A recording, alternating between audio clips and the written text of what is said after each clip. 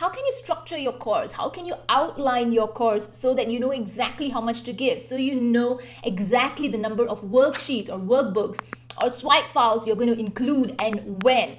Confusing, right? That's why I am going to talk about that in this video.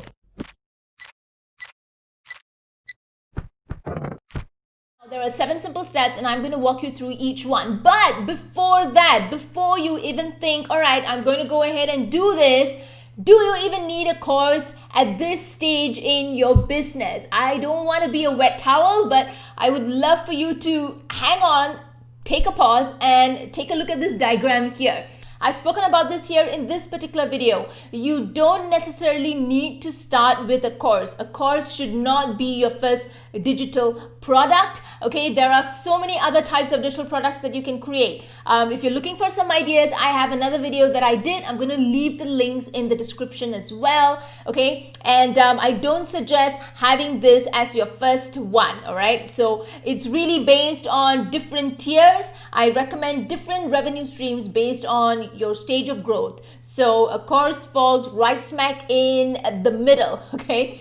So if you have a little bit of an audience, if you've done a little bit of the groundwork in building up your content expert association, in building up authority and credibility, then by all means, go ahead.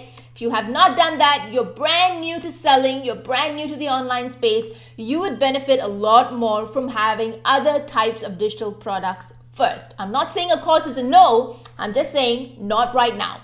Now, the first step is validation. Okay, you knew we were going to start with that, right? So validation, you need to consider 3 main blocks. The first block is you. How are you 2 steps ahead of your reader? What do you want to be known for? What are your passions and your skill sets? Now, this has to overlap with what your audience is willing to pay for. Okay, so the type of things you consider within this block are what pressing questions keep coming up? What are those recurring comments or recurring questions? Remember, a course is a stage 2 revenue stream. So you are attempting this when you have a little bit of an audience. All right, you have, it doesn't have to be a huge size. You have, even if it's a small audience, you should be getting some feedback about what questions they have. What are they interested in? Okay, what are they willing to pay for? What do you see coming up again and again and again in Facebook groups or in Instagram or in LinkedIn? All right, wherever your community hangs out, this is where you should be looking. The third main block is, are there similar products in the marketplace? So you want to look at people you're familiar with in your niche, but not just that. You want to look at Udemy. You want to look at other kinds of course marketplaces. You could also look at any kind of traffic platform. You could look at BuzzSumo. You could look at Pinterest, all right? You could look at any main traffic platform where you're at and see if there are blog posts or content pieces aligned with the topic that you are planning on creating for your course. Okay, so have some kind of a simple validation scoring system, all right? Have some kind of a checklist. I have one that you can get right here. I'm going to leave the link in the comments and tick off on that. And if your course meets a certain point, all right, or a certain mark, then it's good to go. Okay, but if you kind of cross out on a lot of these points, then I would say hang on to that course idea first. It probably needs a little bit more work. It probably needs a little bit more research. Now, the second step is defining your course parameters. And one main element within this step is your packaging. So I spoke about packaging in this other video that I did. So packaging is the outcomes, the promises, the types of bonuses that you want to offer, all right? Is this going to be a specialist kind of course? Or is this going to be a starter, a 101 course? Okay, or is this going to be your signature course? All right, what exactly is the characteristic of this course? You are defining the package first before you drill down to how you're going to outline this course. Because if you don't get the package right, if you don't really know the big picture of what you're creating, then you're going to get the smaller pieces extremely wrong. So a starter course is a really foundational course. It's more of like your 101. Okay, your signature course is your complete transformation from your A to Z, all right? It probably has some kind of a specialist framework, okay? It has your signature framework or your signature way or formula of doing something, okay? That is called a signature course. A specialist course is one main topic that you are going to dive into detail. Another element of defining your parameters is your course structure. And this is very much dependent on what you answered earlier on, whether this is a starter, whether this is a signature, whether this is a specialist. Okay, now starter courses 101, these usually have maybe steps 1 to steps 10 or steps 1 to step 5. So in this case, your course can be very simply structured like this. It has step 1, step 2, step 3, step 4, or you could also have lesson 1, 2, 3, 4, and 5. Okay, good. It's structured something like that. Now, specialists and signature courses are more modular in nature. So what do I mean by modular? You have main modules, maybe module 1, 2, 3. Within each module, you've got separate lessons, and within the separate lesson, you have supplementary content, which are your worksheets or your swipe files. All right, this is how you would structure a signature or a specialist course. Now, for each module or lesson, you need to think about what is the main goal. What is the goal of the particular module or lesson? And what exactly do you need to cover so that that goal is accomplished? Once you have that set, you would know exactly how much you need to include, and anything else that doesn't form within this framework, you can kick out. Okay? Anything that's extra, that you think is good information, you could leave it for your bonuses or any other types of extra content. All right, this could be your exclusive bonuses, your special bonuses, your time sensitive bonuses, all of that. Okay, but your modules and your lessons, you just want to stick to what is necessary for them to reach that goal. Now, after you talk about what exactly you need to cover, think about what they need to do to take the next step, or how are they going to implement. All right, so do they need to follow the steps? Do they need to answer a particular number of questions?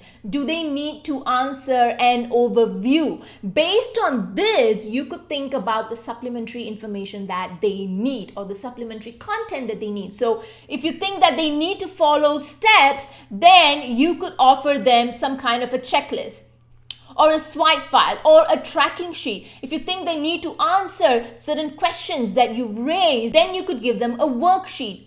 Okay? If you think that they just need to understand an overview, then you could give them some kind of a mind map or an infographic. So this way, everything aligns, right? The goal, how much you need to include, what they need to do to implement. This is how you would structure out your course. And once you do it in this way, you would know exactly how much to include and what you don't need to include, right? Because one of the mistakes that early course creators make is to include too much in their course. And I've made that mistake as well, right? So this is one simple way of outlining your course. Now, the next step is to outline your pre-launch content. A pre-launch is really essential. I spoke about this in this other video, all right? It is going to build an interest list, get them aware of the problem that your offer solves in the first place. And not just that, it's going to also help you build content expert association with that topic. It's going to help you build trust with your audience as well. So this is where you want to think about your pre-launch content. I like to structure my pre-launch content based around the customer journey. All right, so how am I going to take someone from being problem aware, right up to being the most aware? So that is when they are really clear about their pain points, their problems, and how my solution can help them. So that is what I will be using to structure my pre-launch content. Remember, I have this other video. Go and check that out if you want to dive deeper into structuring your pre-launch content. Now, the next step is branding your product. So what exactly do I mean by branding your product?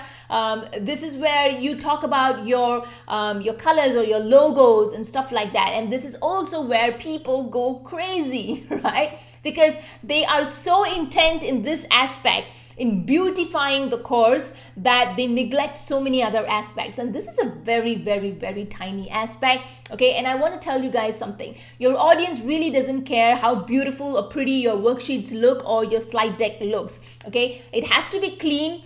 It has to look presentable. It has to have a lot of white space so that it's people can look at the content and it's clear. That is all that they care about. So when I started out, I didn't have anyone doing any kind of design work for me. So what I would do is I would just do a very simple name logo, right? So whatever the name of the offer is, I would just do a very simple logo for that. You could do it yourself using Canva or any kind of word processor, or if you have a little bit of money, this is what I would suggest. Get on Fiverr. There are logo designers out there for like $10 or $15. You need a very simple one just to put at the corner of your worksheets or just to put at the corner of your slide deck. And that alone is going to give your entire course a more professional look. Think about two main colors that you're going to use for your course. Okay, it could be a main color and then your accent color. Use that for your borders. Okay, if you want, you could also hire someone on Fiverr for, again, $5 or $10. Get people who are book cover creators, okay, and get them to resize your the book cover for your slide deck. Okay, so this is what I've done before. So I would just get someone to design a book cover for me, and then you could resize it yourself, or you could get them to resize it for you, and you could use it as a cover for your presentation slides. All right, and then include mock-ups.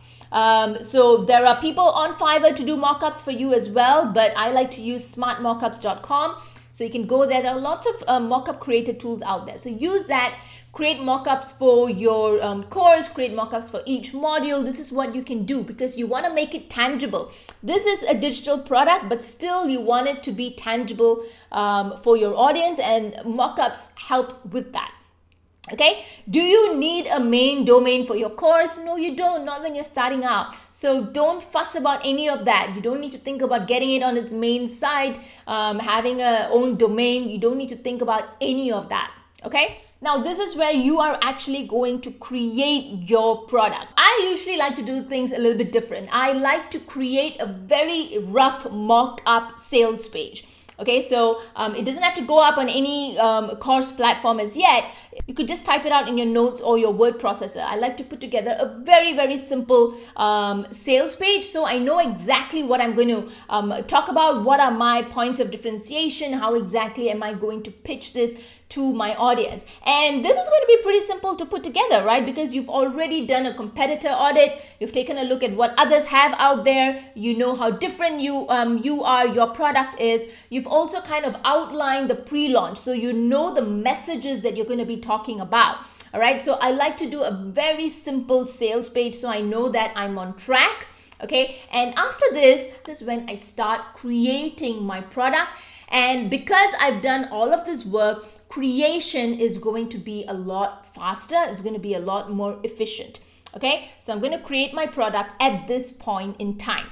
Now, the next step is to execute your pre-launch. Okay, so this could be just emails. It could be maybe you're doing a webinar, maybe you're doing a workshop series. This is when you're going to execute that, and then the next step is actually launching that product. So when you open cart, you should still be sending out a dedicated sales a deck of emails, right? You don't just want to open cart and say, here, go buy my thing. You've done your pre-launch, then you have your sales emails to kind of take over that job and convince and nudge your audience a little bit more. Answer questions that they have, answer or counter any objections that they have. So these are the 7 main steps into creating and launching a course. If it looks a little bit scary, if it looks a little bit overwhelming, the thing is, it gets easier as you do it more and more. Okay, the main thing is once you have the first few steps pat down, everything gets a lot easier. The main thing is to get that foundation really strong so that every other aspect of it gets easier. I hope this video gave you lots of ideas about how you can structure your own course. And so if you're thinking about creating and launching digital products, I have a free email course called Get Product Ready. Have a look at it. I'm going to leave it in the description, and I will see you in the next video.